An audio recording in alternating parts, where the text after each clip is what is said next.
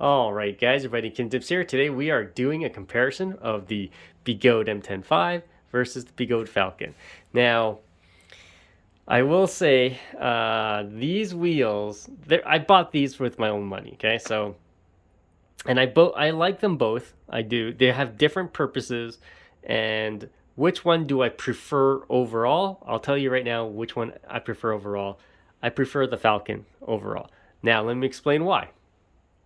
It's because this has more uses for me and the ride feels less stiff. But would I take this one out in the rain? No, I would take this one out in the rain because this, if you ever watch Begode's video, was submerged in water and works perfectly fine. This is totally waterproof, or they call it waterproof. So, and that's the one I would ride in the rain. And that's why I bought it actually. So I have a wheel that I can ride in the rain. There's no way I can ride my 16X in the rain, and I don't trust riding my S16 Pro in the rain. So obviously, this is the one, okay? And I probably won't ride this in the rain yet, even though they say it has a nice IP rating. I don't know. This thing's built really shoddy. So like, I don't know. Like it's flimsy. It's this is built much better than this. Like think of this is so durable. It's like a tank. This thing is like a tank compared to like the original M104. This is like a tank. This is like thin metal that can bend. Like people bend this bar so easily, and there's people that breaking off the kickstand, and yeah, this thing's built really good, especially the front here. Yeah, it's built like a tank. So, and I have Grizzly pads on it, and I like having the pads on it. It makes it feel when you ride this, makes it feel like you're riding a Falcon. So, yeah. So let's talk about this. 900 watt hour battery. This is 7750. They both have the S cells, and this has a 100 watt. It's a 100 watt wheel. This is 84. It uses the same charger as M104, and I use my M104 charger to charge this actually. So because then I don't have to have multiple chargers lying around. Yeah, so the only thing I don't like about this wheel is that it rides a little stiff. And if you watch my previous video, nobody ever mentions this in like any review. The wheel rides stiff. Like, and then I don't mean like, it's hard to turn or anything like that. I mean like when you go for bumps and cracks, yes, you're gonna feel it.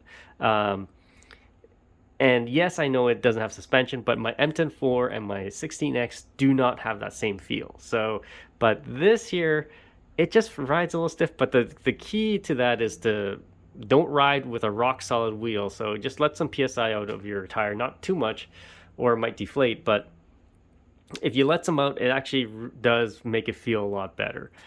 Otherwise, it's a really great wheel. That's the only thing I found that was it was iffy because my M104 doesn't feel like that, and I think it's because of the knobby tire. It's because this is the street tire, so you probably will feel everything. Because the knobs, you don't feel every single crack, right? Because the knobs have spaces in between, so that would make sense why it feels a little bit less stiff. Now, as I mentioned, I prefer this one, but price-wise, this is $17.99. This is $2,300. Which one is? I'll tell you right now, they're both not worth that price. I got this on sale. I actually got them both on sale, but they're not worth the price. And if you can get them on sale or wait for a sale, I would encourage that. Yeah, this one, like I said, this one has a really cheap feel. This feels more premium, and I like the wheel. It works well.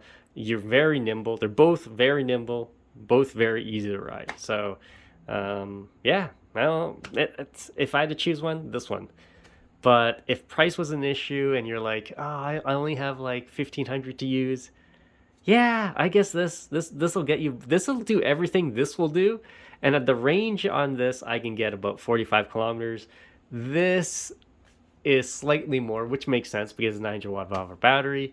I think I can get about 65, 60 on this. So, and I did a range test a while back, so give or take. So, and we're talking about kilometers, not miles, guys. Okay, so, but yes, that's the thing. Oh, by the way, yeah. So if you want to factor in the Grizzly pads, then yes, this becomes a bit pricey. Okay, but if you don't have it, and you don't have to have the pads, but I will tell you, it feels better with the pads. Okay.